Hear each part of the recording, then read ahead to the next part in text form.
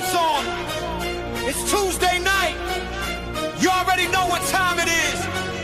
This is the Bama Standard Network, yeah. From Tuscaloosa to the nation, we locked in tight. Crimson blood run deep every Tuesday night. Breaking down the film, talking X's and O's. Every snap, every moment, yeah, we stay on our toes. From kickoff to the final whistle blow. If it's Alabama football, then we running the show. Championship mindset, standard never changed. Tradition dominance, yeah, we built that flame.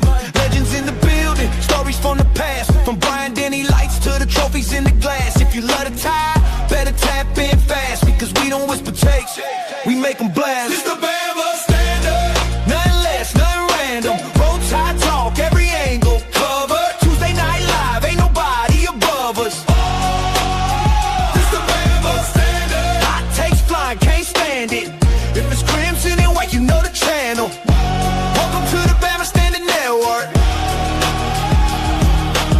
We sit down with former Alabama legends. Championship mindset, wisdom descending from the locker room grind to the biggest stage. They tell it how it was, page by page. Stories you won't hear anywhere else.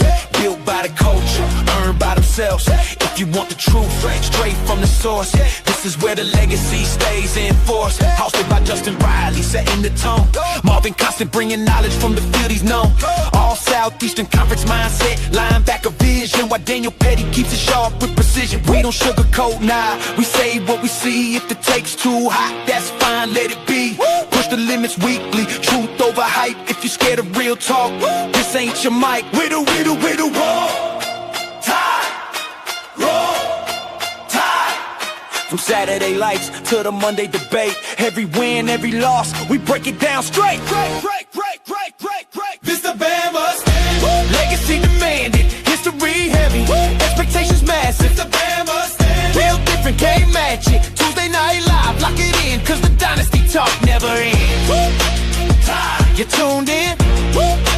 Tide, you locked in. Tide, this is the Bama Standard Network. Roll Tide.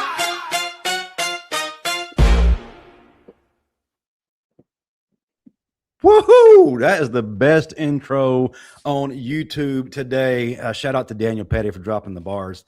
Did not believe he could do it, but my gosh, I'm just wowed Crazy right what now. studio effects can do. Absolutely. Hey, Pettey, are we on? We on, man. Let's go. Let's go. 1999 All-SEC linebacker Marvin Constant. Are we on? What the hell does Petty's hat say? The babe. And just like that, guys, It's always something different with you. Like, really? That's what we're doing today, Petty? That's what you choose to wear? It's one of my golf course partners. I love the hat, so I bought it. And he's a Yankees fan, too. No, tell the truth. That's the only way your wife calls you babe. But so she remembers. Listen, we got a great show. We are already fired up backstage before we went live. Go ahead, hit that like button, hit that subscribe button, live chat, do your thing. If you're watching the replay, get in the comment section below. Show us some love there. And as always, remember, ask questions throughout the show. We're going to answer them in our Q&A segment. You already know who we are. Let me tell you somebody you need to get to know. If you don't know, you're going to learn today. He's one of the baddest dudes ever to be up front on an offensive line. He cleared way for some of Alabama's best running backs. He has got how many rings? A lot of them. We can't count them. He's also one of the most vocal guys on social media ever. Welcome to for the first time to our show, Alphonse Shank Taylor. What's up, brother? Oh man, it's great to be here. Appreciate you having me. I ain't gonna lie, you made me blush a little bit when you said I'm one of the baddest guys up front, because it's been some dogs that come before me, man. So I have one you know what I'm question for saying? you, though. I have one question. I already know what you're finna ask. How But does go it feel? ahead. How does it feel to have the second best beard on the show tonight? Oh, you weren't ready for What a that, were you, great Shank? question. You weren't I ready for wasn't. that He one. got me. He got you there, Shank. I thought he was gonna ask me where I got the name Shank from. You know what I'm saying? But hey, you know, I've been working on it a little bit. We're working on it. You know, it's good to be part of the club. You could be like Justin and Petty and not grow nothing. You know, both of them have that Rhode Island State Trooper face. You know, so yeah. That means I can be trusted, right? Now, if I ain't had a beard, they still ID me when I go get alcohol. So you know what I'm saying? They still ID me with mine. Oh man, that baby face assassins right there. You know what I'm talking about? And I'm working on 50. Ooh, hey, it don't crack, brother. It don't crack. Oh, We're gonna bottle it up. We're gonna bottle it up and sell it in our gift shop, actually. So be ready for that, folks. Well, since you volunteered, all a service, because if I grow a beard, the only thing I can do is be a cast off as a homeless pirate because it's bad. We'll go with that. You could be. I love to see it. You could be Pirate Pete off dodgeball.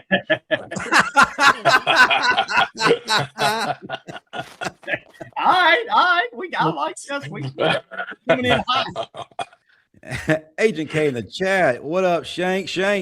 Justin, Baby Gap, Marvin. Oh, dang. Don't be mad at me because I'm still holding, baby. Don't be mad at me. Because I'm still ripped to shreds at 46 years old. While we're talking about it, tell the folks how much weight you lost and why, in case they don't know.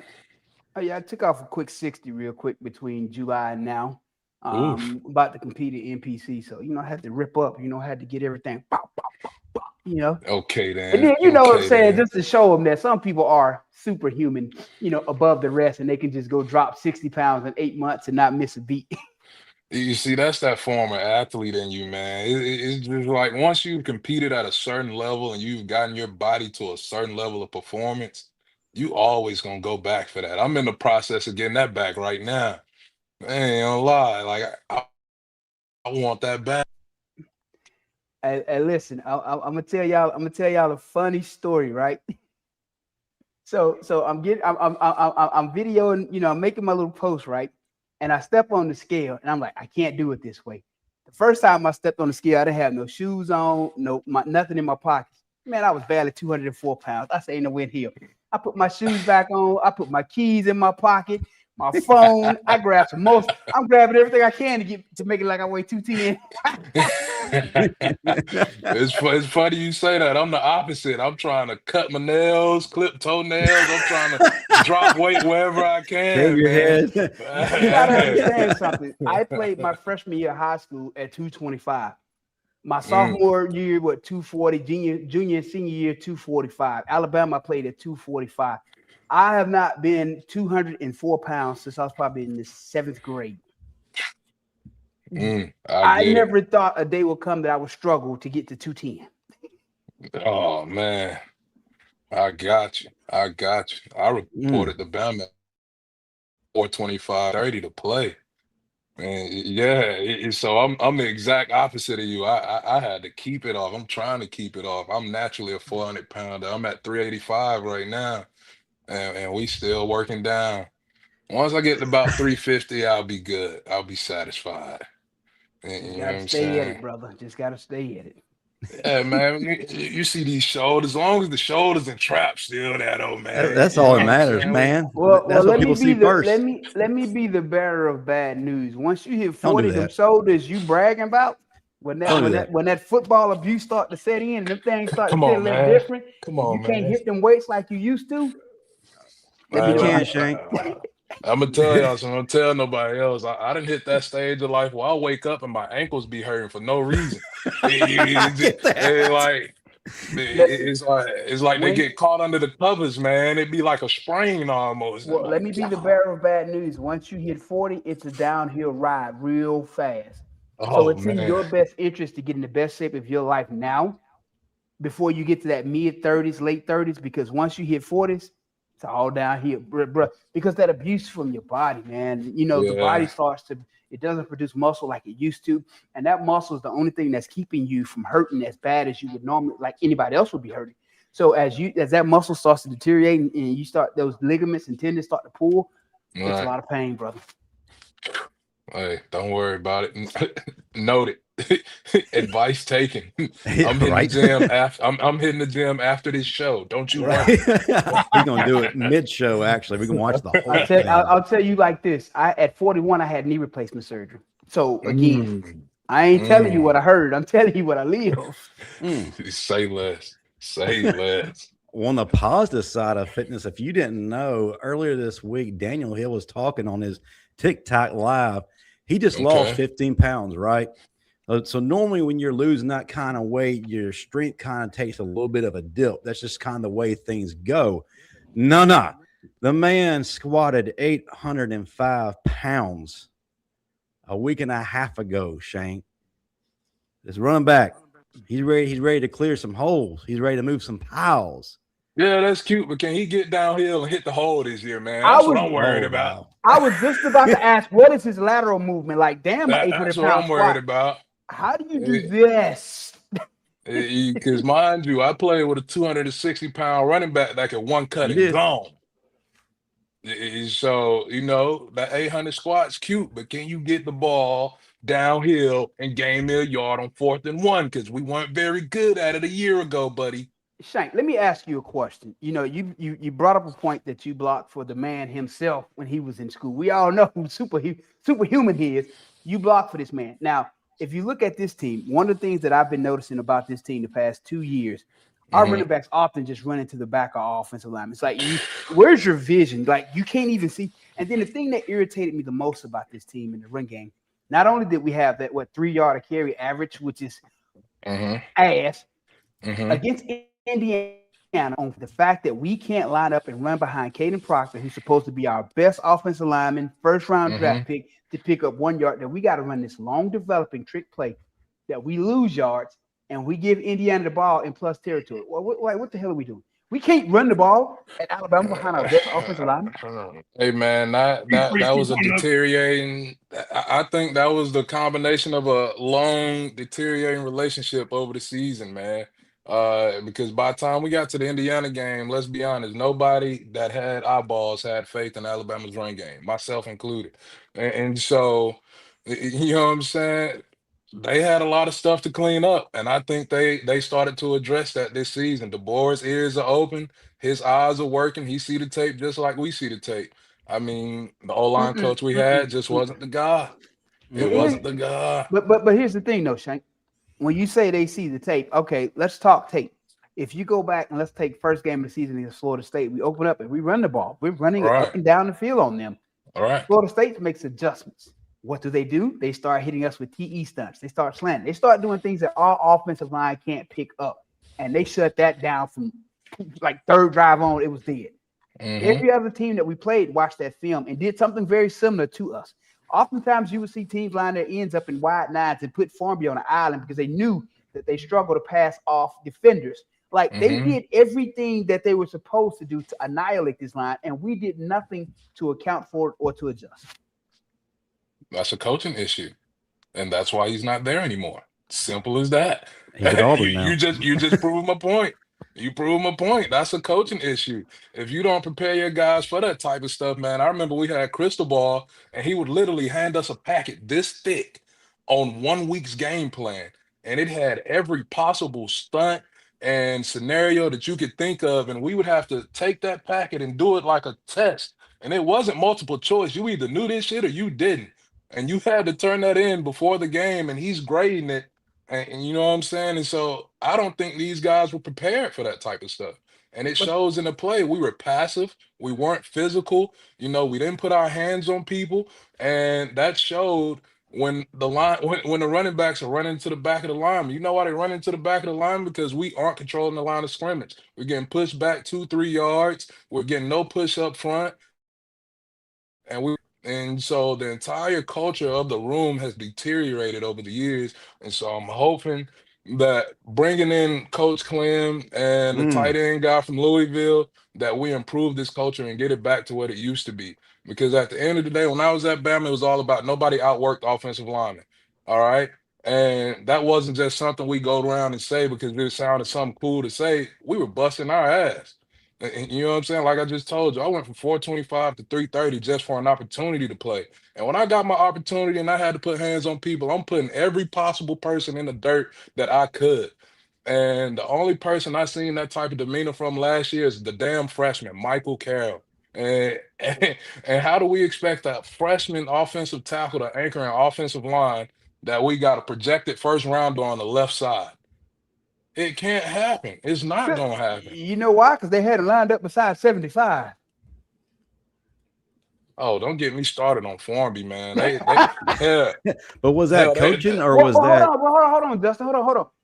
Shank, think about that though. The fact that you put 75 and a freshman on the same damn side, that had to be the most asinine coaching decision I've seen this season. Ain't no it's way in the hell ridiculous, I would have man. done that. And we gave Formby chance after chance, whether it be at tackle or guard. He just didn't perform. He didn't perform, and I don't know how many chances do you need for a guy to show you exactly who he is? How That part, much tape do but you need? right, but to line him up beside a freshman, what did you essentially doomed your offense when you made that decision that you were going to do that. You essentially said, I don't give a damn about my offensive production this season.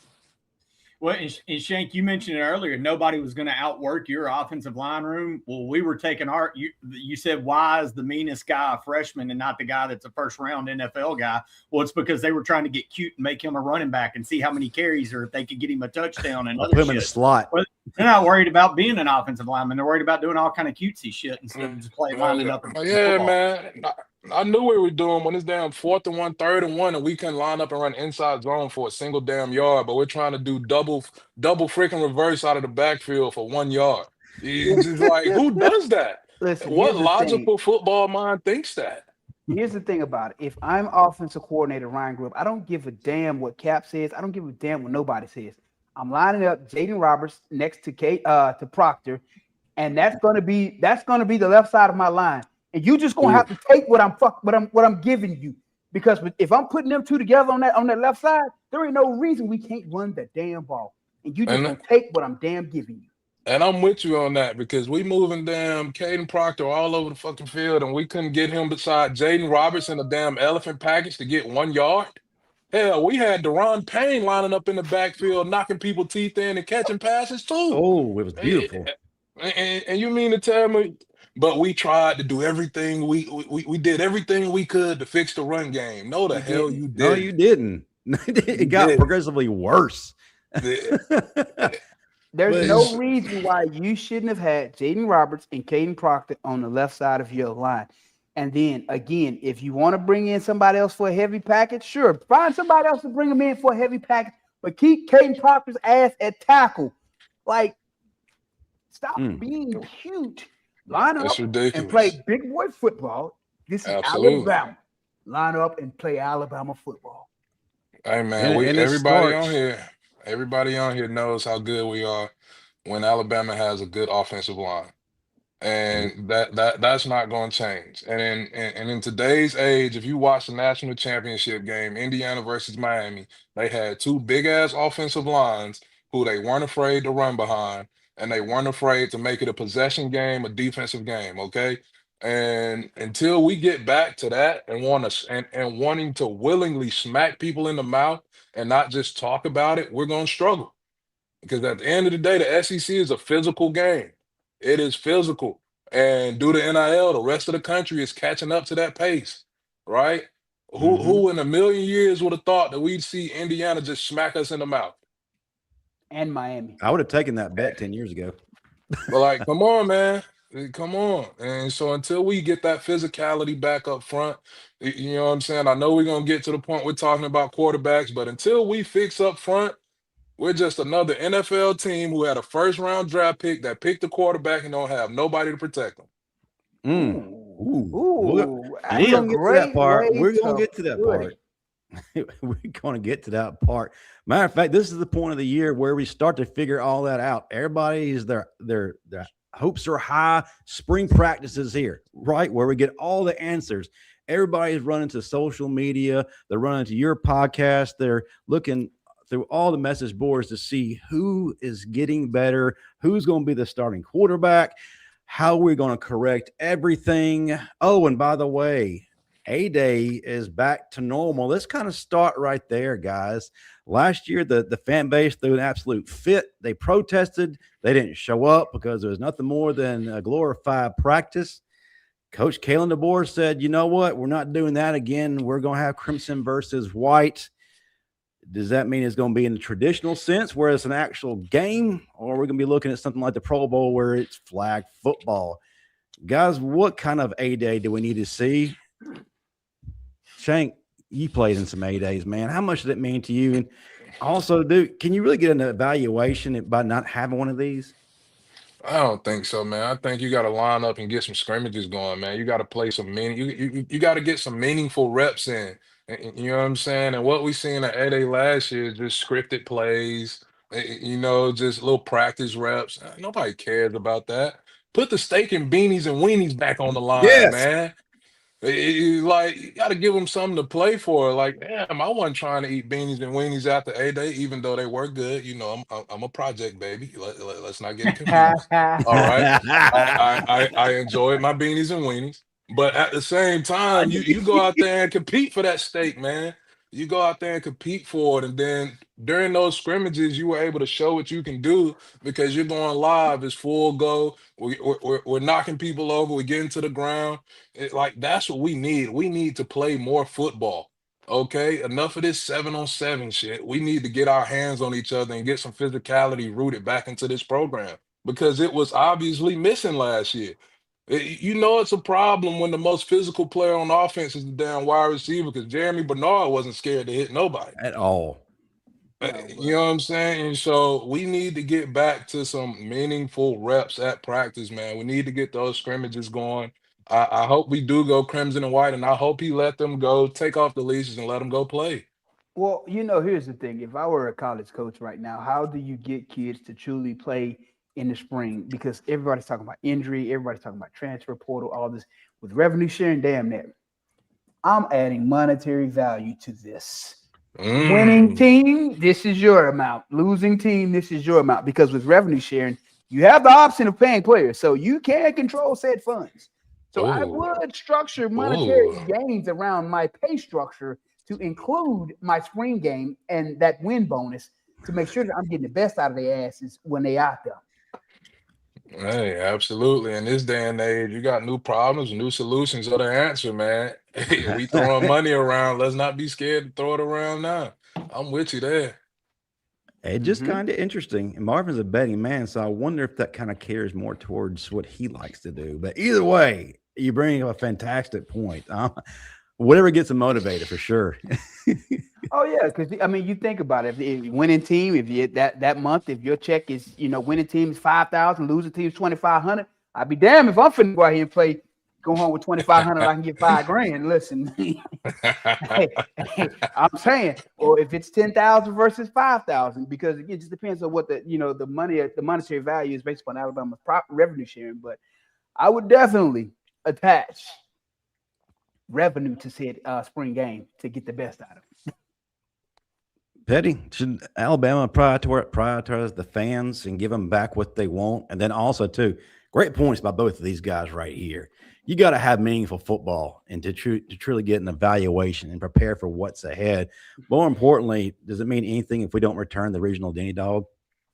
No. Well, what the hell is the point of being opening the stadium if you're not going to put the real damn hot dog in there for everybody? You get this fake ass hot dog that says Denny Dog and lie to everybody, just like everybody else in this country, just a bunch of bald face liars.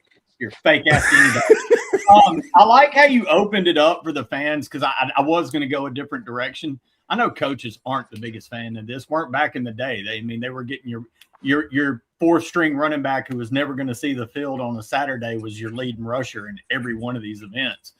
But you're right, man. There was a fan aspect. I remember in college, the 8 years I was there trying to get my doctorate, how excited I was to walk down to the stadium to see this young kid named Brody Kroll take his first snaps in an Alabama uniform and see what the kid had. And that was more of what it was to the fan back then. It was almost like spring training in baseball. You wanted to see your rookies, your young kids, see what they got. But so that is the fan aspect. But again, I don't know how you put the toothpaste back in the bottle in this new era. So you got the NIL. Who gives a shit about beanie weenies? I got $10 million. I'll take the whole damn losing team out to state dinner. That's you why. know, I don't need your steak. I'll buy my own damn steak. That's why you need to add a monetary incentive to it, Petty. That's but on the flip side, then you've got the whole portal shit. So you've told this kid to come here. You're the new deal. You told his mom, his dad, his uncle Timmy, who's his agent, that he's going to be first string. And after A-Day, he wasn't running first string. And it's all right. I'm back in the portal. So you've created this nightmare for coaches so they can't really put out a depth chart because it screws up all these kids that are demanding money and positioning. So do you have a real game? That's why it's turned into a flag football fiasco. But again, coaches weren't a big fan of it when it was a real thing. It was more for us. I don't know. That's I don't know how you really fix this and get it back to what you know how you fix it, Petty. This is how you fix it ultimately. Since the NCAA decided to go to this pay, this revenue sharing model, just let teams play other damn schools for spring. That's it. There's your fix. That way, you're making money. Money's being made. Money's being distributed, and you're playing another team, so you're not having to go kill your homeboy or your roommate. And one step further, Alabama is never going to play UAB in a regular season game. It's pointless. You're going to cripple yourself. Alabama shouldn't play UAB in a spring game. That would be the time to play UAB. Troy. No. That's when you play those programs and give them their chance. Because it's not fair to those programs. But it should be a time because you're going to get those kids killed. You're not going to play your starters half the time anyway. You're going to be playing your freshmen. But Petty, there's a lot. So here's the prime example. Alabama right now. You say you're not going to play. We lost so much. We don't know who the hell our starters are. You got to play everybody, Petty. They have to play damn near everybody. So to say I'm going to put them out there against Troy, that's not fair. Now, if Troy plays Nebraska and Florida State and all those schools in the regular season, why is that not fair to play them in an A-Day? Petty, here's the thing, Petty. They do that to get revenue to fund their programs throughout the season. The spring game for them should be an opportunity to see what they have and prepare for the fall. It should be against an evenly matched opponent. Maybe something like Conference USA versus the Sun Belt. And the SEC versus the ACC. Well, no, because then coaches aren't good because when you strap up against Georgia in a spring game, all of a sudden you're like, oh shit, and then you're worried about getting players hurt. You strap up. You can get hurt in practice, Petty. You can get hurt playing UAB, Petty. Exactly, but you're not going to play. You're not going to play that competitive of a game in a spring game. But Petty, if you're the coach at UAB, are you finna take your damn team to go play Alabama or Georgia? Hell no. Absolutely, for the money. They get a payday. You get to recruit. Hey, we get to go play Alabama in the spring. During the season, when you start having TV revenue and all this other stuff that you can pay them from, you're going to pay another team for a spring game. You're going to hand them $2 or $3 million. Where are you going to get this $2 or $3 million from that you're paying them from the spring game? I don't know. Probably from where you're paying your third string offensive tackle right now. And that's the problem Alabama has right now with their NIL. That's the reason they're in the middle of the pack with this $20 to $22 million or whatever. They don't have the money. Like everybody doesn't have that money, Petty. So you're not paying that kind of money to get one of those teams anyway. But it was just a evenly matched opponent. But I do like the idea of playing someone else. Absolutely. I wouldn't want to go out there. I wouldn't want to go out there and play a lesser opponent. Give me somebody who's on my damn level. Let's see where I really stand. Mono or mono. Let your nuts drop and go be a man. I mean, to his defense, I mean, if I'm a guy fighting for a spot, I don't give a damn who we play. As long as I can go out there and show what I'm trying to show and get my reps in and make myself look good to get me on the field. And, so if I gotta go. But hold on, Shank. I want you to add this to your answer though. But as a competitor, would you want that film to be against UA or film to be against a Clemson or a Miami? So if they were, SEC, ACC, if they would cross, who would you want the film to be against? I know my answer. As a competitor, my answer is whoever's going to get me on the damn field and make me look good. Who's going to make me look the best. And that's going to be playing against higher tier competition. Not in the spring if I'm still running for a spot. No coach is going to be. I mean, yeah, but I get what both of y'all saying. I mean, it could go either way, but I would be the tiebreaker to playing against. I'm Switzerland. It's okay to say that I'm right. It's all right. Pettey doesn't get it very often, so go ahead and I'm not opposed to playing the UAB, boosting the in-state economy, man. You know, it helps everybody. It serves everybody well, man. And so I think I'm gonna have to lean on Pettey against this one because you know what that's gonna open up if we go and play a Georgia and they just absolutely dismantle us. They're gonna be talking about firing DeBoer ass before the spring is over with. Well, that is true. Great point. Great point. They're gonna want to clean house before we even make it to the season. I would rather know where I stand in the spring than find out in the fall, get my ass kicked week in, week out. Oh man, but still though, you clean house during the spring, hell, we're gonna have to try to build it over the summer again, and now we really fucked. And so now we went from a potential playoff run to some coach who don't even know half the kids on his team right now. Yeah, but I'm just saying, me personally, I wouldn't want to play a spring game against a UAB or somebody like that. Me personally, I've always been one. Let me line up against somebody who's going to be a true test, a true measuring stick of where I stand. Because I don't like false hope. Let me know exactly what it is. Yeah, man. I'll leave the measuring sticks for the first game of the season. I mean, it don't bother me because we still playing Middle Tennessees and teams like that during the season anyway. So what's the difference with us just moving it to the spring? Well, I mean, you only get one or two of those a year now. That's true. You only get one or two of those a year now. Right. Chat, decide the outcome. Who wins, Marvin or Pettey? Put your answer in the chat right now. All right, this transition to the next segment. We know all eyes on the quarterback position right now, Austin Mack versus Keelan Russell, but it's not just about those two. It's about the offensive line. It's about the defensive line. It's about the linebackers. All of those position groups saw a mass exodus. It's about replacing each one. And we don't just need to replace a player. We need guys who are going to battle and make that decision for Coach DeBoer. Take that position. Take ownership of that position. I look at that linebacker room. I'm already looking at QB Reese. He's a guy who kind of reminds me of Reggie Ragland. I know, high praise before everybody comes after me. Same kind of temperament, same kind of capability. We'll see how it translates on the field.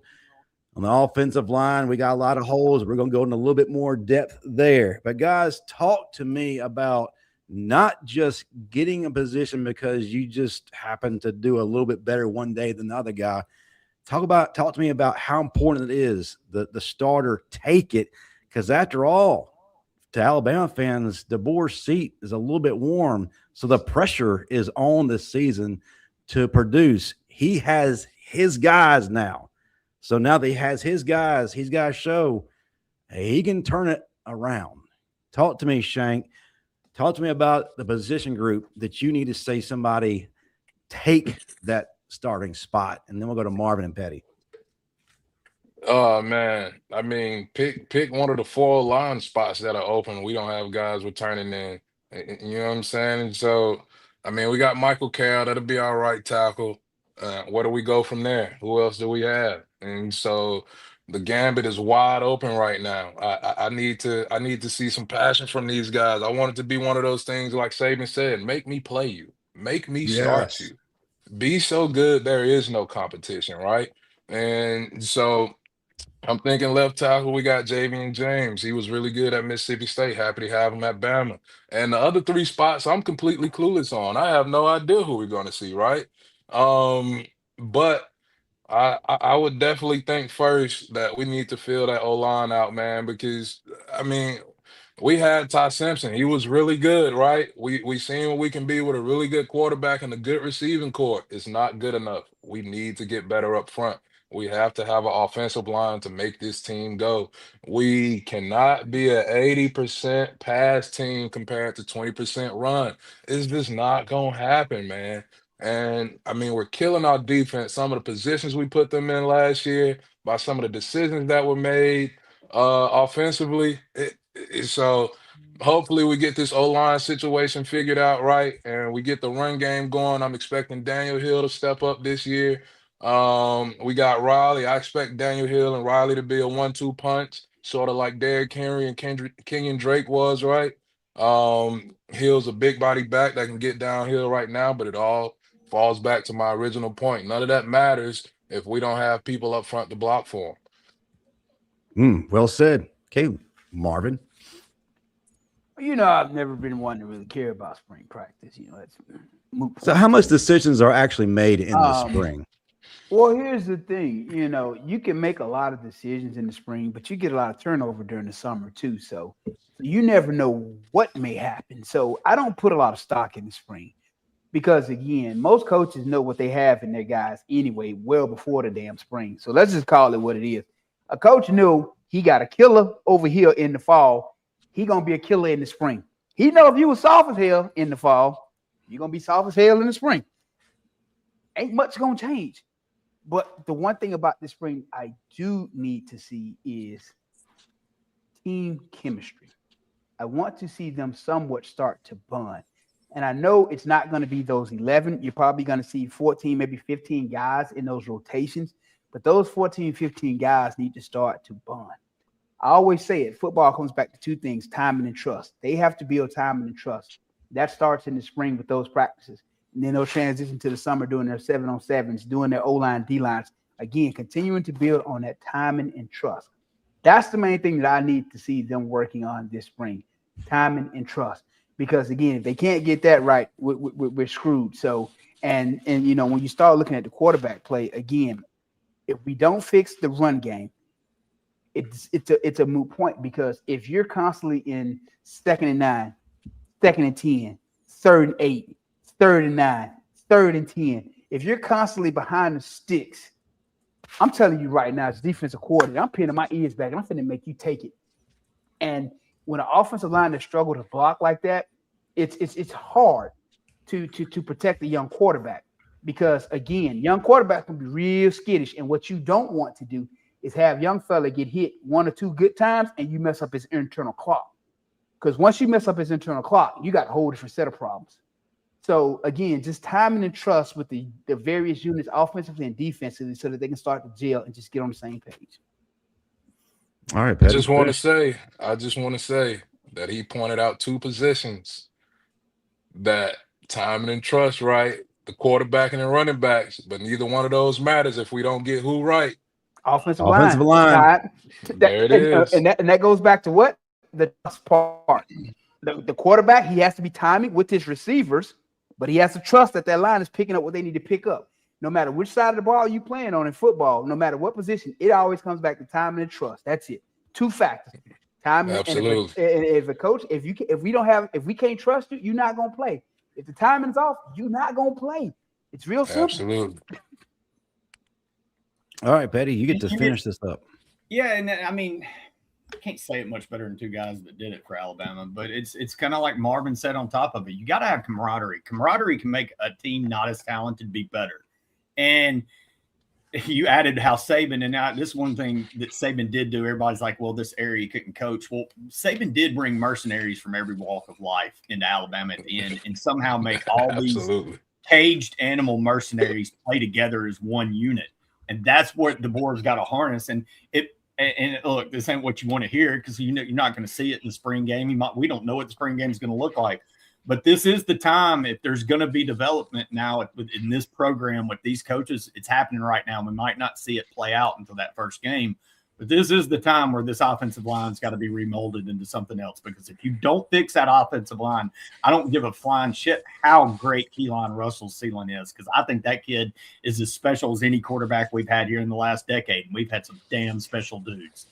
But it ain't going to matter if he ain't got nobody in front of him. Look what the team, like Shank said early in this show, the team just slowly regressed as we got to Indiana. And you saw, Ty was broken. The whole team was broken. No matter how good you – and at one point, Ty was a Heisman contender. So when it was all fixed, but you don't get that offensive line fixed when nobody's looking. You don't get this team playing like a team, because it's been a bunch of dudes the last year or two, to be honest. The first year, to be expected. You got your Washington transfers. You got your Saban guys that left. It was just a hodgepodge of shit. Well, this year, we expected a little more continuity, and it wasn't there, because a lot of guys didn't leave out of the program last year. We're like, okay, maybe this is it. We didn't see it. So, yeah, again, this is a long Marvin's answer, Anna, you and Shank, you got to. If the offensive line don't fix, none of it's gonna matter, man. It really not gonna matter. And if they're not playing as a team, it's not. But we may not see it, unfortunately, and that's not the answer folks want until the lights come on. Shank, quick question: have you ever played with a quarterback who had his internal clock sped up from getting knocked out too many times? No, because Jacob Coker was big as hell, and he knocked your clock off. Because because the point that I was going to make, a lot of people don't understand as an offensive lineman, when you're playing with a quarterback whose clock is sped up, he's just trying to get that damn ball out of his hand, and it throws y'all off too. Because, but no, I do get what you're saying, and I would go back to Cooper Bateman in that Ole Miss game, 2015. You know, like the rhythm of the team was just off when he was in the game. Look, I love you, Coop. You know, no hard feelings, no shots, but it was just off. You know, you can feel when the quarterback behind you is not comfortable. You can feel when things are on the line and for him and when he's not feeling it, right? And so yeah, I'm definitely with you on that. And you know what I think would fix team chemistry? I think they just need to have a couple brawls at practice. They need to fight each other. Man, listen, that's almost every day, baby. Like y'all know, you've been there. You know how serious fall camps gets with the 2-a-days, and we used to have some fights at practice. Oh yeah, and people stayed kicking me out of practice fighting. You know what I'm saying? We used to have fights at practice, and we come back that second practice of the day, and it'd be the best damn practice because everybody's wired up, everybody's ready to hit each other. You ain't thinking about the fatigue no more. It's offense versus defense, right? And what Saban did a good job of is by the end of practice, he'd be sure to let us know, look, you're not fighting against each other. At the end of the day, you're all one damn team, right? But those fights showed us that everybody cared about this shit, man. Like everybody wanted to be so good at it and competed so hard that we was willing to fight each other about it. They need to just box it out, man, and get to it and see who really won. Would he let y'all go for a minute? Oh yeah, when we were in practice, they let us go. Would the coaches let y'all go for a minute before they broke it up? Oh, you think coaches get between us? They ain't getting between that. Coaches don't want to get in the middle of that. What fight? You know they do that. Breaking up between them big ass linemen. Who's going to tell Ashawn to stop? Who's going to tell Ashawn to stop, Shank? Ain't nobody no going damn out body. You would have seen Bo Davis sitting right over there watching. Ain't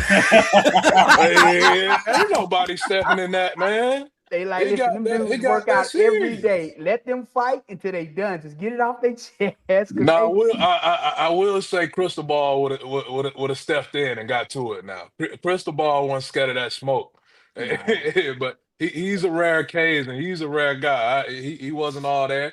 Great coach, love him to death, but he wasn't one that I would have crossed. Let me tell you like this: our position coaches told us if one of y'all fight, I better see all y'all in there. Hey, that's real. That's real. But back to the quarterback situation. This is one thing I really hope.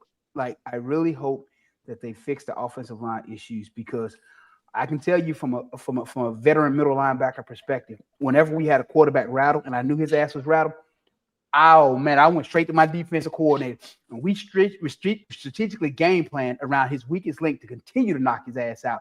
Whenever you got a quarterback rattle, just keep hitting him because as soon as he's snapping that ball, he gonna go 1,001, and he ready, and he's just trying to get it out of his hands. So all of their timing is destroyed, and I'm hoping that doesn't happen to this team. So I really do hope that they address those issues with the line. Absolutely. Tell you some folks that are never rattled. That's one of our greatest sponsors, Smith Infinity of Huntsville, who can hook you up with the ride, especially get you to A-Day. Pettey, talk to the folks about Smith Infinity. That's right. If you were in that Huntsville area or anywhere in the state of Alabama, give the guys at Smith Infinity a call. I'm hearing that QX65 new one has hit the lot, 0% financing days. Give them a call before they are over. Great family, great Alabama family, Smith Infinity of Huntsville. Give them a call today. Absolutely. Harvey buys all our cars up. That's it. And the number's right there in the ticker. So go ahead. After the show, of course, give them a ring. And they will be a part of our A-Day festivities. So you want to be on hand for that. All right, Shank, Marvin, Pettey, we have got to the show where we're going to talk about the position group. That matters. Why? They're the most criticized unit on this team for the past few years. We've seen players leave for the NFL and transfer portal. Now this group is largely, I stress that word, largely inexperienced. your two most experienced players. We already talked about one, Michael Carroll. The other is William Sanders, but William Sanders is out for the spring. And then last year, we played musical chairs the entire season. We can't do that again. Shank, talk to me about this offensive line. I mean, again, we have maybe two guys come back who has significant playing time. The rest, as talented as they are, they're redshirt. They don't have a whole lot of meaningful game experience, except for Racing Dogati, who we got to have Kyle Poly. And I recommend everyone, please go watch his film. But you have a team that hasn't played together. You also have an offensive line that hasn't got a lot of burn. Talk to me about how important getting this right quick, fast, and in a hurry is. Then we'll go to Marvin. Hold on 1 second, though, Shanks. I want you to add this to your answer, because I'm really hoping that going into this summer and the season, there's not another damn Golden Corral poster talking about how big our damn offensive line is. So I want you to also address what should have happened in the offseason with their conditioning to actually get them down to a size to where they can actually play and have actual lateral movement to pass out blockers and actually do the damn jobs. Man. All right, let's start with that then. So, you know what I'm saying? Like I said, I went into Bama at 425, got down to 330 to play. That wasn't by mistake. I got with my nutritionist, I got with Cochran. Me and Cochran spent damn near every morning, every 5 a.m. while I was at Bama doing weight loss stuff, doing cardio, doing something extra because I know what needed to be done to get myself in a position to compete. All right. And I'm sure it's worse on these guys now because we got D linemen out here busting 4.8. So like it ain't nothing. Like these guys are getting nimble. It's just, and I knew it back then when they brought in Deron Payne. Like when Saban brought me into his office and told me, I think you'd be better off an offensive lineman than a nose guard. I didn't complain. Yes, sir. Let's do it. Let's do it. And then I see guys like Deron Payne, Ashawn Robinson, John Allen come in, and then it made sense. The game is evolving. These guys are getting more athletic, right? These guys aren't losing the size. They're just getting faster. They're getting more agile. And that's the scary thing. And so as an offensive lineman, you have to do the same thing, right? You can drop the weight, you can get faster. And it felt like at times last year, our guys were playing in mud. So I'm absolutely there with you, right? But it's also a mental processing thing. We need to be looking at stuff that we struggled with last year during the spring right now. Yeah, like all those stunts, TEs, which as a I, college offensive lineman, if you can't pick up a TE, I want you to add something to that answer that you just said when you were talking about the mental. The fact that they're not in shape, when they're mentally fatigued in the late third, fourth quarter, what does that do to them? man, they tap out. They tap out. It's simple as that. And people can say what they want about Coach Cochran and the weight room and want to go sports science, but one thing for sure, when that fourth quarter hit, I was a different type of person. Whatever happened in them first 3 quarters didn't matter anymore. Because I knew at that point, it's just like, oh, it's second win time. It's fourth quarter. I hope you ready because I'm ready. And I know you ain't ready because I've been whooping your ass all game. So it's about time to fold you up and put you away in the dresser. You know what I'm saying? And that was the mentality. We weren't holding them forwards up just because it was cute. It was effort, toughness, pride, discipline, heavy on discipline, right? Because it's a 60-minute game. And we knew the type of game we played that we're gonna wear on you. Them 2-yard runs gonna start turning into 4-yard runs. Them 4-yard runs gonna start turning into 10-yard runs, and so on and so forth. Next thing you know, oh, there goes Derrick Henry down the sideline. That wasn't by accident. We leaned on people all game, right? And that was my issue with this team last year. It's like we throw in 2, 3 runs. Oh, they pop for 3 yards apiece. Well, we weren't really getting explosive out of those plays. That's not what the run game is for. It's just like you're trying to treat the run game like it's the passing game, thinking you're going to get 20, 25-yard runs every time you decide to turn around and hand the ball off. That's not what it's for. You got to keep leaning on people. There's no reason with guys like Daniel Hill and Miller, we should have been running the ball 40 plus times a game. Because who the hell wants to tackle 230 coming downhill in the fourth quarter after having to tackle that all game? But you know what they did though, right? Because in the process of not running the ball and you're doing all these passes and you're getting all these 3 and outs, you're leaving time on the clock because it's continuing to stop. And so you're giving additional time and possession to the other team, and you're allowing their defense to stay fresh. If Look, that was you going to be do my next not, point. if you don't run the ball and lean on them, fourth quarter, it's over. And with the conditioning that this team was in last year and the year before, fourth quarter, mentally fatigued. So if you can't pass off TEs and stunts when you're fresh, how the hell are you gonna do it when you're tired and you're mentally fatigued? It is impossible. Exactly. And my thing with all the passing we was doing, all right, so O-line, D-line players like this, when we're running the ball at the D line, that's hammer meets nail. We're the hammer, they're the nail. But when it's the other way around and we're continuously passing the ball, being passive, and they're able to get off blitzes and able to run their games at us, that's putting no pressure on them at all. They're not getting tired. That's the fun part for them. You know what I'm saying? But if we're putting the ball on the ground and running straight at them and putting hands on them and putting people in the dirt while they're trying to do all that, well, goddamn, fourth quarter comes around, it's just like, I sure hope coach don't call it TE and they run inside zone my way again. But it wasn't that. Because the smart middle linebacker, he's going to identify that and he's going to relay that to that coach, and they're going to game plan the hell out you on that sideline, and they're going to come back Every and you alive.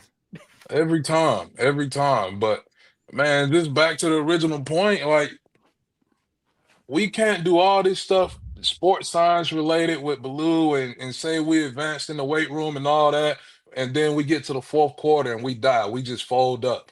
You know what I'm saying? We get smacked the whole game, and then fourth quarter we look like a shell of a team that we were in quarters 1 through 3, right?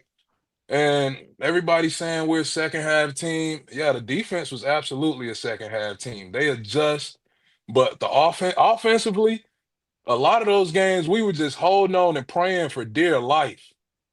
And to be specific, I think back to that Georgia game. We come out hot, clicking on all cylinders, having it our way, doing whatever we want. And then I don't even think we scored a point in the second half. And some way miraculously won that game. It's just like, if you think you're going to continuously win games that way, then you have to be a fool of a coach. And we have to improve. Like, our conditioning has to improve. There's no way in hell Caden Proctor should have been playing left tackle at 360 pounds. No, None. if that would have happened during the Saban days, his ass would have been at left guard or right guard immediately, which he probably should have been at in the first place because we didn't have a guard that would block anybody worth a damn in the middle. So if I can't put 360 in at left or right guard to lean on somebody and double team somebody with either the tackle or the center, what am I doing? And honestly, I don't think he was that good in pass pro to where we would have felt like we would have lost something off the edge. And so, yeah, man, I'm getting fired up thinking about this because we were so shitty last year. It's pissing me off. Because it was just like, if you look at the team, damn, Kane Womack was getting slandered up and down by all these casuals when he probably had one of the best defenses in the country last year. Time out. They Here didn't we start off that go. way. Here we go. They did not start off that way. Statistically, we were But he ass adjusted. the first half of last season. Now, about midway through, they got better, but the first half of last season, we were statistically ass. We were giving up almost 40 points a game. We were getting killed running the ball. The only thing that we were good at was stopping the pass the first half of last season. Then we progressively got better at stopping the run. And the thing was, a lot of times if you were watching film, you would notice when the offense would go in motion, somebody step off the ball, our defense, they're still sending in calls. So we're not even ready to play when the ball snapped. So it looks like that they finally were able to get the calls in sooner and go with more base defense, and then they were able to play at a faster rate and they got better. But the first half of that season, we were getting our ass handed to us statistically. Yeah, that's fine. But guess what? We adjusted and got better, which we didn't do offensively. We got worse. We had the same. We were playing the same damn games in some kind of way. We got worse, and defense didn't have a choice but to get better because we kept putting them in such shitty positions, field position wise. They had no choice but to get better. You know what I'm saying? Because we weren't picking up the slack. We weren't doing them any favors. And it's just like, man, offensively, just like the offensive line has to get better. we're not doing this team any favors. It doesn't matter what quarterback we throw out there. It doesn't matter what receivers we run out there. If we can't run the ball, we're a glorified 7-on-7 offense. And it ain't gonna work.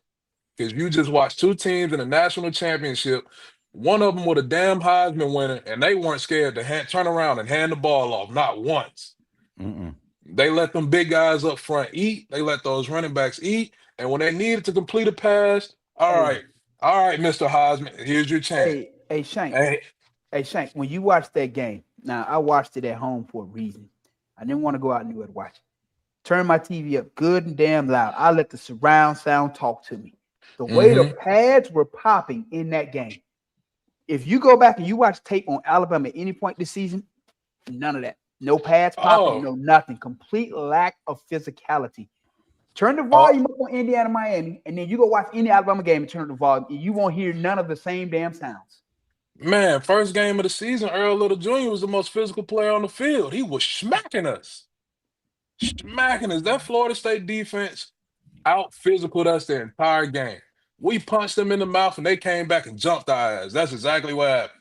Think about this whole season, all the games we played. Was there any point this season where you seen somebody on our team hit somebody? You said, ooh. Yeah, I seen Michael Carroll run some people through the dirt a couple times, and I was like, who this young bull? I was like, we need to play him more often. Outside of what you seen from him, did you see our defense out there? You just, ooh. Did you see anything that was any level of physicality that was truly representation of what Alabama football should be? Bray Hubbard. Bray Hubbard, he comes up and hit hard, but he ain't cleaning nobody. I think Bray's just more of a secure tackler than anything. Right. Secure tackler. He's a secure tackler. I don't think he's a headhunter. I'm talking about pads popping. When you got that physical specimen laying down the law, people respect that. People fear that. It make receivers not want to run across that damn middle. It make tight ends think twice about things. It make people short arm catches. There's a lot that goes into physicality. Now, I will say Justin Jefferson popped on screen a couple times. You know what I'm saying? But from a consistency standpoint, it just wasn't there defensively. And maybe that's just Kane's defense, the swarm defense, secure tackles, make the tackle, gang tackle, right? But we definitely weren't seeing no Reuben Fosters, no Reggie Raglins, no Rolando McClains, anything like that out there. Hell, we weren't seeing any. Hell, I remember Vinny Sensory, little ass coming down and smacking people from the safety spot. I mean, it's just like we weren't seeing anything like that, and I don't think I've seen anything like that for the past couple years now. Man, that's another component that we're missing, man. We're just not physical as a team overall. Not at all.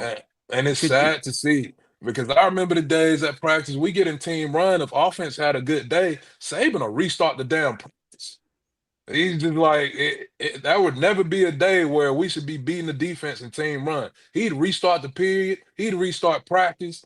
It didn't matter until he's seen what he needed to see out of his defense from a physicality and effort standpoint.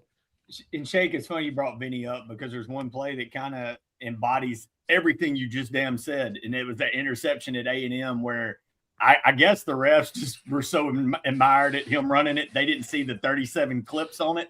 But that mindset, when he intercepted the ball, everybody in crimson or full white was like, let's kill.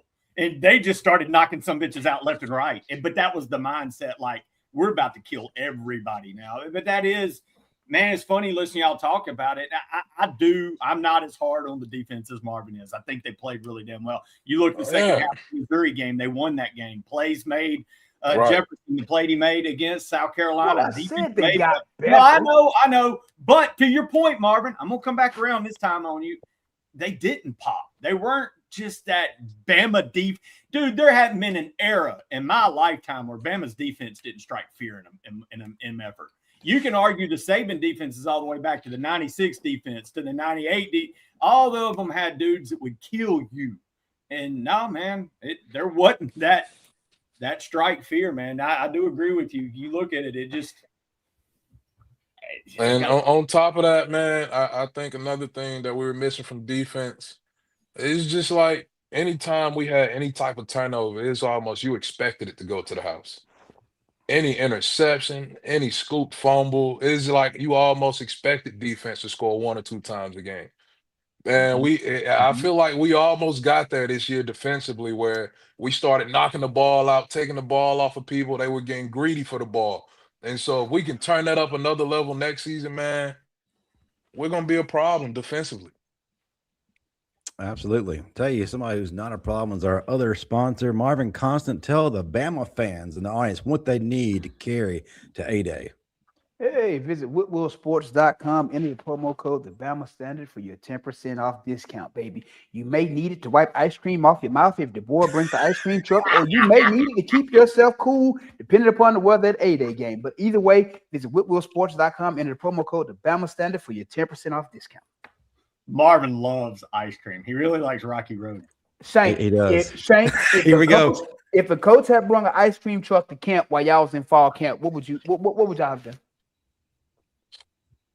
All right, I hate to break it to you. We had ice cream after camp practices, man. No. You had Miss ice Anchor. cream truck, or did you have ice cream like at Brian Hall of ice cream? Not an ice cream truck. No, so Right. they'd fill up like those Coca-Cola coolers that you keep drinks in. They fill That's them up what full I'm of saying. ice cream We had ice and have them cream. for 'em. Yes, Yeah. we had ice cream, but they didn't bring us a damn ice cream truck though. Marvin don't want Big Worm coming. No, he don't. It's one thing to just pick up your ice cream and go, but the fact that we can stop what we doing because you got a whole ice cream truck in the parking lot, no. No, they stopped practice for ice cream. Yep. That happened. Yep. We Yes, losing sir. recipes, man. We losing recipes. Oh my God. Shank, now you see what I'm saying here. Shank? Yeah, and they're being picked up by other teams like Indiana. Kirk said Oh they my got the gosh. recipes. Yeah, like we we had can't ice do cream, that. but we just picked it up and took it with us. And Yeah, we about our took it on our business way. after Right. practice. Yeah, we weren't stopping practice for ice cream trucks. Hell, we'd be lucky if practice stopped on time. Let alone to stop to get ice cream. Hey, would Big TJ have allowed that, Shank? Marvin? Hell no. Nah, Coach TJ ain't going for that. You're gonna be doing some stupid shit. I'm gonna have you run some Jack Burgers. You're gonna be doing some burpees. Hey. Hey, Coach TJ be like, come here, fat ass. I see your ass in the morning. Hey, Shank, you gonna make me do. I'll make you do some stupid shit. Stupid shit. Oh man, I gotta hit my old man up, dog. Y'all got me rolling with that. That's we my use this guy, song? man. I love TJ, man. I owe a lot to TJ because he was one of those guys, man. Like I told you, I was always doing extra. And me and TJ, man, we like Shank, after we you were was in done the for the Breakfast day. Club, Shank. You in the Breakfast Club. Yeah, I was. 5 a.m. every day. Tell Every us what the day. Breakfast Club is. Hey man, that's fat boy cardio time, baby. And you know what I'm saying? And I had a lifetime subscription of my career. You got that? I Hey, know. Shank, we got you in this Breakfast Club. We've signed you up for 4 years. Yeah. Hey, nah, 5. man. I was there for 5, baby. Yeah, he got that red shirt. Shank, 5 Shank- years of morning cardio. We go morning cardio, and after practice, me and TJ taking off. We walking 4 to 5 miles. Shank, that every lets you day. know. That lets you know how long the Breakfast Club been going on. I played Alabama Oh, from yeah. 98 to 2000. Breakfast That's Club was going on crazy. back then. Vic T, That he is wasn't playing. crazy. Hey, I'm talking about TJ. I owe a lot to TJ, man. He was one of the reasons I was able to get in the shape I was to be able to play, man. So yeah, I love you, Coach TJ. I hope you see this, man. I hope you're doing good. Well, That's I'll my tell guy. you what, get my number from Justin. I'll give you his number if you want it. Oh, I got his number. Absolutely. I just Okay, seen him yeah. not long ago. Yeah, Oh, I good. keep in Okay. touch with TJ, man. I just need to Okay. shout my boy out. That's the You've guy. inspired me actually, Shane, because we've had Terrence Cody on here and he's told us the exact same things. I want to compare war stories in terms of the Breakfast Club and having to drop weight and all that because his stories were wild. Hey man, I don't really have nothing to tell you. I was dragging my fat ass out of that bed at Bryant every morning, like 4:30. I'll never forget the first time I had Breakfast Club where I'm like, well, how am I supposed to get there? I'm fresh on campus, don't have a ride. Well, how am I supposed to get there? He's like, walk. I'm like, walk. And then do cardio when I get there? So yeah, that's exactly what I ended up doing. Yeah, walking from the dorm to the complex, man. I'm leaving my dorm at like 4:30, making sure I got plenty of time to walk there, get there at 5 in the morning. And I'm talking about as soon as we get there, man, ain't no warm up, ain't no nothing. You get on that bike, you get to it. And he used to switch it up. Sometimes it'll be the fan bike, sometimes the stationary bike, and sometimes he put me on the treadmill, max incline. I'm talking about it's like you hanging off the side of a damn mountain. You walking up that treadmill, man. And then you get done with that. And now you got to go out there and deal with Cochran and team run at 6 a.m. fresh off of cardio. And I'll never forgive Cochran for, man, look, one day we come home we get back to school off summer break. So, we used to get the month of May off, right? And this is our first day back. Y'all know I've been at the crib. I've been eating. Ain't been no cardio. Ain't been no lifting. Not one. You know what I'm saying? I'd have probably put on about 15 pounds. Let's be honest. I'd have probably put on like 20 pounds in a month. I've been at home. And so it's our first day back. And so usually when we run 110s, it's just like 16 110s, but that's after you do speed and agility stuff, right? So you don't really think none of it. It's, man, Cochran get out there. We get to 16. We thinking we getting ready to wrap it up. I still hear Coach TJ behind me count. On the line. 4, 3, 2, and behind the line. I say, oh, God damn. Wait a minute. Wait a minute. I know we just hit 16. What is this? And this continue on for an extra 16. So we up to 32 110s. And I'm thinking we done. Man, we ended up with like 36 110s. They had to come peel me off of that turf and throw me in the cold tub. I almost died. And it's always one member of a position group that want to sprint everyone that's making us all look bad. You just looking at it. You want to go kick him in his ass.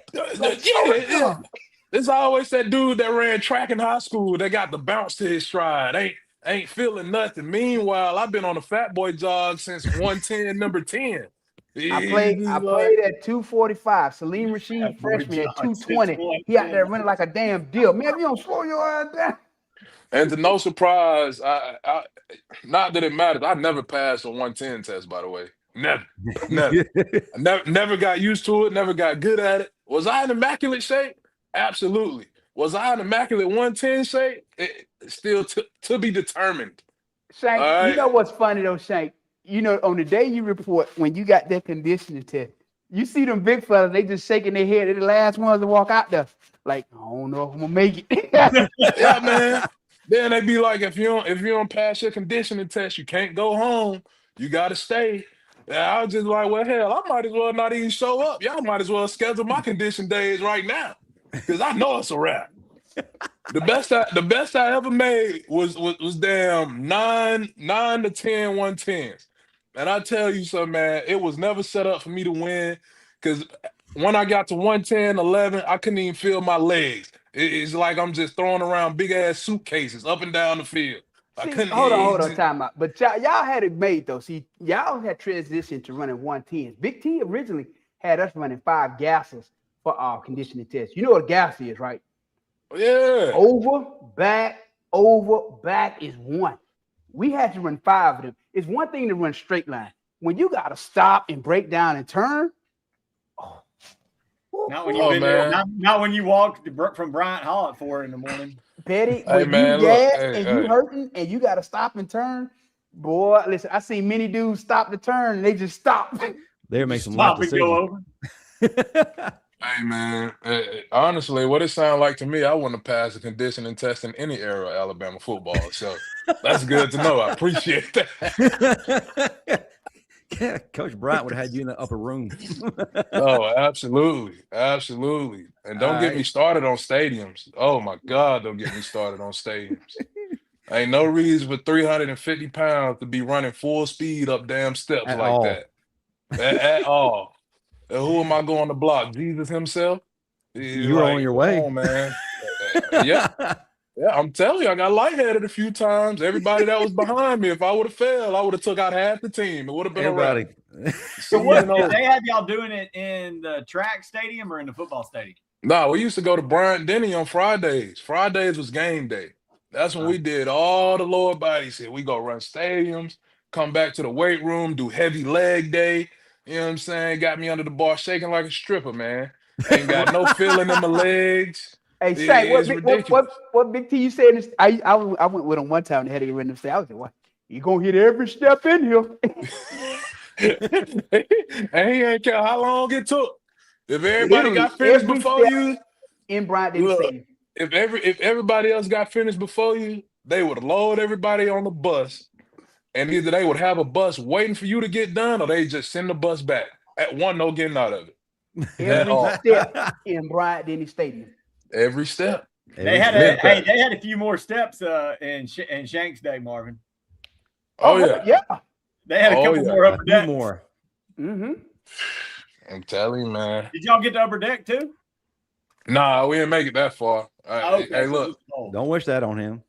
they ought to go make them run the spirals, the spiral up to the upper deck. God, That'll get no. them, because I walked that a couple times here recently, and it almost made me not want to come back. I ain't gonna lie. and then try doing it after drinking all day. Oh, damn. oh, you'd be sober by the time you made it to the top. I'll tell you Absolutely. Well, before we trigger you even further, we're going to turn Uh-oh. it over to the audience. They got some questions to ask. So let's go ahead and start it out. Apparently, H&K wants you to do the Carlton. Shank, is there something Nah. behind that? Nah, I don't know nothing about that. Okay, I was kind of curious because if you can do it, Several people said it, and I'm like, "What?" So I wrote that down too. Like, there has to be Let me something. find out you doing the Fresh Prince of Bel-Air. Let me find out. I'm gonna search your I TikTok don't know to nothing see how about real that, it is. man. All Nah, right. I ain't gonna find nothing like that on me. I two-step, I don't dance. All right.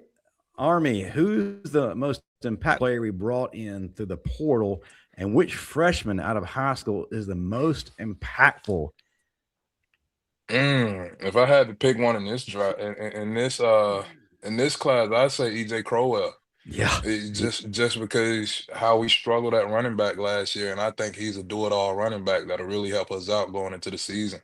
And impactful player we brought in through the portal. See, that's a tough one. That's a tough one. Hey, because we got a lot of good guys through the portal this year, but I'm gonna be an O lineman, and I'm gonna pick an O lineman. I'm going Javian James. I like what he did at Mississippi State. I mean, you go watch his tape, it pops. He can do it all. He has the finesse in the pass game, but he also has that physicality we're looking for in the run game. And he gets under people and he finishes plays, and he's smart. He has a football IQ. And when you watch him, you can tell that he understands the purpose and reason behind every play that he plays. And I think that's something that we missed last year on the offensive line. Sometimes it just felt like we were out there blocking just to block. There was no rhyme or reason why we were doing some of the things we were doing. And so hopefully his IQ floods in the room, and we get it going this year, man. I got to go with Racing Delgado from the portal, and then Jira Edwards, freshman. He looks like he's 30 years old and has a 401k and tenure. And ain't no way you can tell me he's 18 years old. That dude is built like a grown-ass man. Reminds me a little bit of Landon Collins. All right. He's just hanging on to this, Shank, about doing the Carlton. I got a feeling that there's something out there, some unseen footage that we got to uncover, and I can find it. So you can deny it as long as you want, but I will find it. Yeah, man, I'm not doing that, man. Man, I'm not doing that. Send me $1,000 to my cash app. I hit it right now. Go ahead and put in the live chat real quick. Send it my OnlyFans. I'll do it, sure. Hey.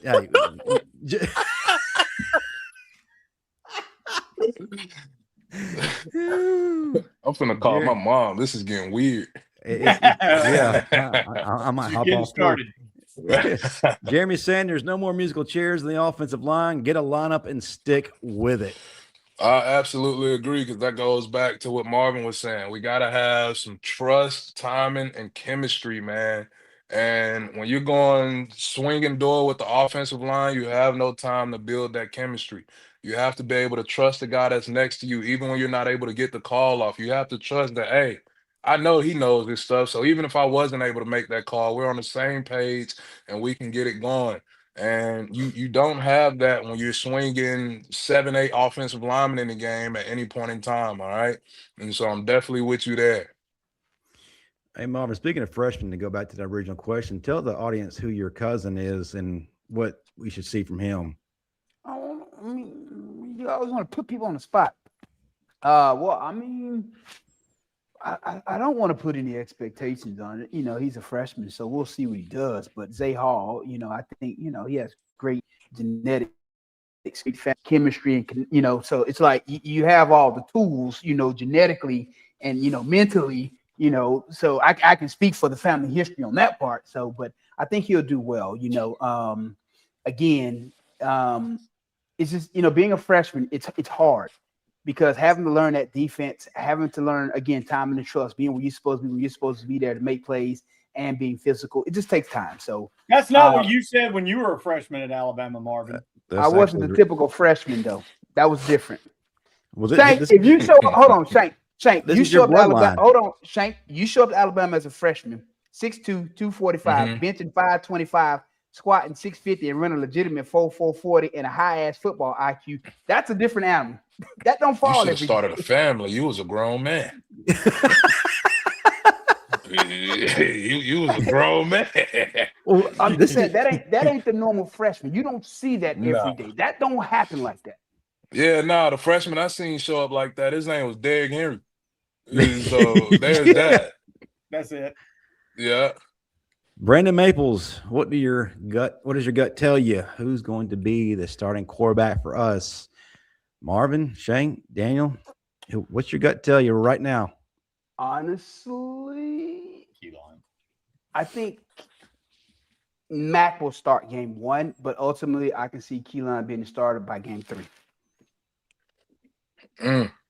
I like it. I'm a huge Keelan Russell fan, huge Mac guy. I mean, I like Mac as well. Mac is big and he can help us in the run game. Honestly, I think they should just package plays for both the guys. We should play them both. Well, I think you're going to see Mac play, though, because you got to think about it. He came from Washington with DeBoer. So, you have time on task. So, it's almost like, people don't want to admit it, but, coaches do show favoritism, loyalty. Yeah. So he's been with, DeBoer for the past 2-3 years. So naturally, DeBoer wants to give him a shot. So that's why I say I can see him being the starter game 1, potentially game 2. But by game 3, I can see Russell being the starter. So.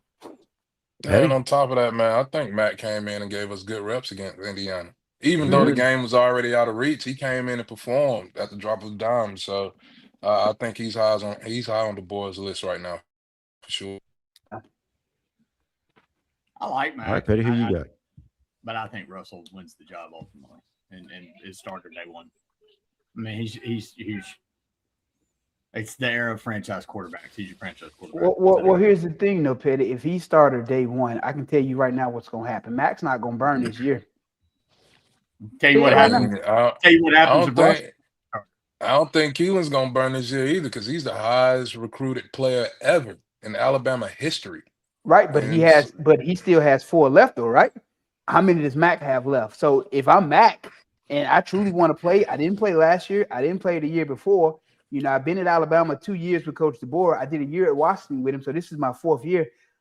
If I truly want to play the game of football, especially in this new age, in this new era, if Russell is the starter day 1, Mac's not going to play more than likely. Yeah, that's fine. If I'm Keelan Russell and I don't get to start this year, this is Arch Manning's last year at Texas, right? Sarkeesian, how you doing? Well, that's why I say you can see that's Mac the game right now. being the starter. State income taxes, my money goes further. Right, but that's why I say you can see Mac being the starter games 1 and 2, potentially game 3, and then seeing them transition to Russell. So that way, now you save face. Yeah. And then this will be a tough season to lose a quarterback, because you got Lane Kiffin at LSU now. Let's not forget that. And we know it's a wealth of riches down there, and so. Man, I hope they figure it out, because I mean it'll suck losing either one, but man, I think Keelan's gonna be our starter eventually. Maybe they'll do the Saban deal with Mac Odd first, because he's a senior in this deal, but eventually they'll end up with Keelan. Right, because if Keelan starts originally, if he's the starter, you run the risk of losing Mac. Behind Mac, who do you have as your third option? That's what you need to start thinking about. Because again, you never know what happens. Injuries happen in the game of football. So you have to have a reliable backup. So if we start Russell, Mac leaves, who's number 2? He's not gonna leave. That'd be a freshman, actually. That'd be what do you mean he's not gonna leave? In the season? In the season, he's just gonna drop out. If Russell is the starter from day one, I can see Mac not playing this year, not to lose his year, and just sitting out and just transferring. That way, I've seen that happen several times with a lot of kids. Well, then you play the best kid who plays all year, but then Russell gets hurt, you pull him out of his red shirt, and then he's your quarterback, and everybody's happy. Well, but that's what I'm saying. But if Russell's the starter from day one, I wouldn't be surprised if we see Mac not play this year to preserve his last year. I wouldn't. No, I wouldn't either. I wouldn't either. But that's why I say you're probably going to see, Mac as a starter game 1 and game 2, with them transitioning to Keelan probably game 3, game 4. Yeah, but that means you're doing that just to keep a backup or keep a well, kid. You got to play the game, Pettey. As a coach, you got to play the damn game. I'm sorry. When you're a coach, you ain't starting a kid when you're opening, out of the gate. I don't know, man. I don't know. All right, let's get to the next. Or you do packages for it. Either way, you have to play Mac. If you don't play Mac, the kid's probably not going to be there. Because I'm sure he didn't come from the West Coast to sit on the bench in Tuscaloosa for 3 years. Let's get to the next question. Give me a go-to much of balls for first timer. Got to go somewhere after A-Day. Man, get you a 20-piece wing extra wet. That's it. That's all you need, dog. I get the ribs. Yeah, I got to go ribs. Why not both? You can't just not get the wing. You can do both. I mean, A-Day, it's a party. Do both. Do both. Get a platter if you. All right. You was just talking about dropping weight, man. How you gonna be talking about getting a platter now? Because he don't play no more. He's done. Advice from a professional fat boy, and I was giving my professional opinion. You do know most barbecue sauce, 2 tablespoons is anywhere from 26 to 30 grams of carbs. Look, man. Ain't nobody counting calories. I didn't say I was eating that. I was giving the man a professional opinion. All right, exactly right. All right, so Dreamland or Archibald, Shank, which one? Oh, Archibald's. All right, there we go. Yeah, not even close. Not even close. My man. That's because he's a baby. Shank. You're a baby. See, I'm older than you, Shank. So I got to eat the original Dreamland when Big Daddy man. The Dreamland y'all grew up with ain't the Dreamland we had, man. It's not, no. You know what I'm saying? And see, that's the deal, Marvin. They can't go in a time machine and eat that. So the answer now is Archibald. Right. That's what he's saying. Absolutely. Now, 1995, it's a whole different ballgame. All right, Nicholas Johnson, question for Shank. Favorite story or memory with King Henry? Oh man, when he won the Heisman, he got the whole O-line together, and we went out and had dinner together, man. You know what I'm saying? This is before NIL, even though he was probably like, had his own. Excuse me. I'm on here dry snitching, ain't it? Yeah. No, it was called back then. Yeah, You're not talking about the pregame oil downs yet, so we're good. What? You're not supposed to talk about that, Eddie. Nah, just getting with the O-line and getting to have dinner with him, man. And then, we won the Joe Moore Award that same season as well. And so that was that was super cool, and just like one of those dinners, man, that I'll cherish, because that's you don't get to do that every day. You don't get to block for your running back doesn't go and win the Heisman. And then essentially in that same season, your offensive line unit is recognized as well for being the best in the country. So to just go sit down and celebrate that with the guys was really cool, man. What was that bill looking like? 'Cause I know y'all was out there tearing something down. I don't know, man. All I know is I put a porterhouse for 2 down by myself. I wasn't looking at no bill. Yes, sir. I think I had 2 orders of Wild West shrimp, the porterhouse, you know what I'm saying, fully loaded mash, double-sided mash, double-sided broccoli. I hope you didn't have to report to the Breakfast Club the next day, because that scale was gonna have you running. Nah, man, this was off season. This was off season. Like on our little break we get after we won the championship that year. You know what I'm saying? We were just chilling, and I I left out of Texas Longhorn with the meat sweats, man. You did it right. We got a super Absolutely. chat. Don Parker, thank you, brother. Happy to have Shank on the Standard tonight. Must ask you to tell us that one time Coach Saban went off Ooh. that you can now talk about that you will never forget. Really appreciate the honesty, RTR. Oh man. Let's see. So this was 2014. I think we played West Virginia, right? And this is the first time I'm getting any meaningful play time. And I think it was like 3rd and 4, and we go run a screen to the field. I'm at right guard. Yeah, it was a screen to the field. And I run out there. I'm talking about I'm hauling ass. Y'all know I'm a bruiser. I run out there and I absolutely whiff. Guy makes tackle for a gain of 1. All we needed was 4. But if I block this guy, running back probably hit his head on the goalpost. And I'm talking about I whiff. So I get up. I'm knowing I messed up. And I'm running to the sideline. I'm trying to like not make eye contact with Saban. I'm trying to keep my head down.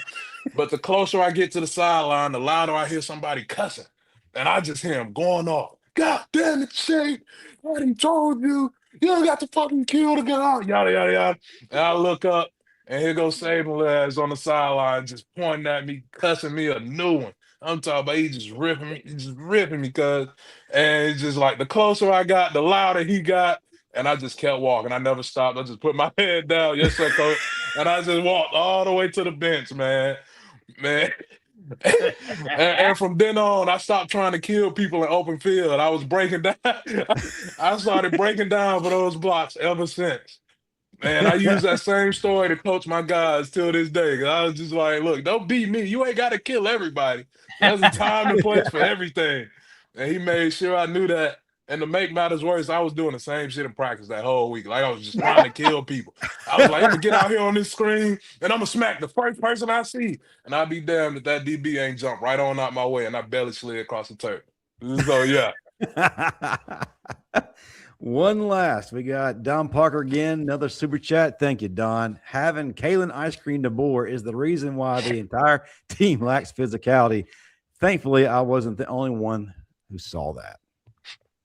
Yeah, nah, man. I think physicality comes from the top down. I think Saban was a tough SOB, man. He didn't take nothing from nobody, and his standard was his standard. He expected you to perform at that every chance and every opportunity you were given. And he didn't coddle you when you didn't do things right. It wasn't all right, you'll get him next time. It's like you either get this shit right or the next man is up. And I know he's ready to do it right. I'll never forget, man. I was an early enrollee at Bama, so I went to them. I went and watched them bowl prep for that LSU rematch, right? And it was Xavier Dixon at the time. We all know how good Xavier Dixon was during his time at Bama, man. Oh, yeah. Absolute dog. And I just watched him. I watched Saban tell him straight up, like, look, you either gonna get out here and do what I'm asking you to do and do it the right way, or yeah, it's gonna be over here on the sideline with me, and I have the next man in who I know wants to do it right. And that was the end of that. And from then on, I knew what type of environment I was walking into. And so, from a physicality standpoint, if the head coach is not demanding that at practice and demanding that type of effort in everything they do, then you're not going to get it. And so, yeah. Hey, great way to say it. That'll do it for the Q&A segment now. Of course, we've gone overtime. We always tend to do that. Be honest, Shank, man, that was one of the best. Sorry, I didn't mean to interrupt, Justin. I do want to say, yes, you gave some of the best Saban breakdowns of all that we've had on here, man. That was good stuff. Absolutely. Appreciate you sharing all that. Appreciate it, man. Glad y'all can have me on. Glad I can share that with y'all, man. And, it's just, I ain't the only one. I got a little Saban PTSD. I jump when I walk past short people now. You know what I'm saying? They scare me. Well, you didn't act that way around me at A-Day last year. What happened? You ain't old yet, man. It's old short people. Oh.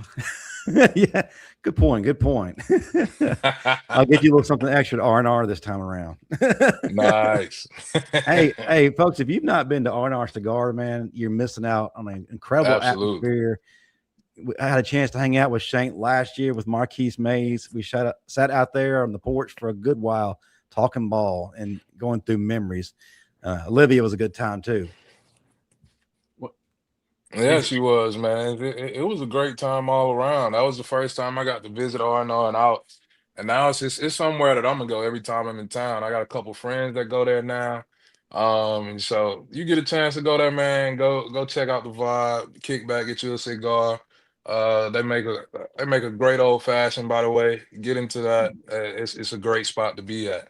My man likes cigars and old fashions. Man, I'll ask the dumbass question. If you explained it, does everybody, or maybe we're supposed to know, where's Shank come from? Yeah, man. So I got into an incident when I was a kid and I shanked the kid with a pencil. Oh, shit. Nah, I'm just playing. I'm just playing. That's just, man, look. The guy I played baseball with in high school came from Brookwood, and we had some acquaintances, and we were like, hey, what do you know about this dude that came from Brookwood? He's like, well, he's a little stabby. So, hey, man. Nah, man. It was a reference to a cut of meat. It actually is. It is. You're not off. So when I was 10 years old, I was so big, I wasn't allowed to play with my age group. So I had to play up. I was playing like the 12 and 13-year-old kids. And I played nose guard at the time. But at the time, I was just fat. I wasn't tall yet, right? And so one day, my coach walks up to me and I'm playing nose guard. And he's like, you round as hell, like a big-ass ham shank. And from then on, the name Shank has stuck with me. It went from Big Shank to Ham Shank. You'll even hear some of my close family and friends call me Shankopotamus from here and there. So there are many variations of the name Shank out there, but that's when it started. Shank, do you know Billy Bosch? Billy Bosch. Can't say that I do. Bosch. You don't know Billy? Okay. We got to print some Shankopotamus t-shirts. They'll fly off the rack, brother. Hey, let's go around the room real quick, and then we'll get out of here and tell everyone how they can find you on social media. Starts out Marvin, then we'll go to Pettey, and Shank will go last. Instagram, Constant45, X, Constant451. Ain't hard to find. I'm going next, or is it Shank? All right, Pettey, Pettey _ Daniel on the X. Sorry, I got distracted there. Man, you find me probably on a golf course more these days working than on them Twitter. But I'll get on there. Season's coming. Sporting my Babe hats. There you go. Nice. You can find me on Twitter at Shank50 with 2 Ks, SHANKK50. On Twitter. I do live game tweets, man. Look, this ain't a Bible thumping situation. It gets real on my Twitter account. And so keep the kids off and keep the judgment to yourself, because typically there's whiskey involved, and I'm gonna say what I gotta say. All right. Fully recommend everybody go following now. Trust me, your game day will never be the same again. So you and McElroy okay now? You inviting them to the cookout?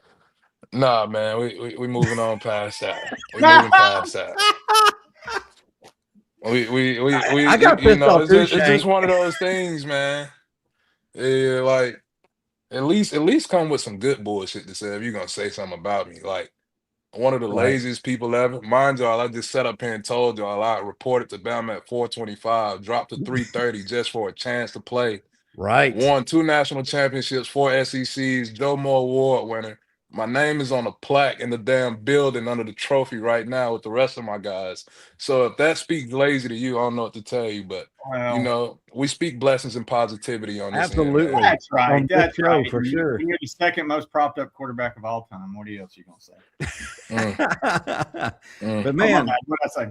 Fantastic show, folks. Go ahead, hit that like button. Thank you to everyone who's been a part of this show tonight. Thank you for the super chats. All the questions, if you're watching the replay, get in the comment section below. Tell us how you feel. Shank, it's been an absolute honor to actually have you on this show. Finally, it took us a year. We finally made it happen. It was well worth the wait. Man, excited to have you on. We need you back on more. Thank y'all for having me, man. It was fun. I appreciate y'all, and it's roll tide always. Roll appreciate tide, you, brother. You know, hey, I appreciate you, brother. I appreciate you, brother.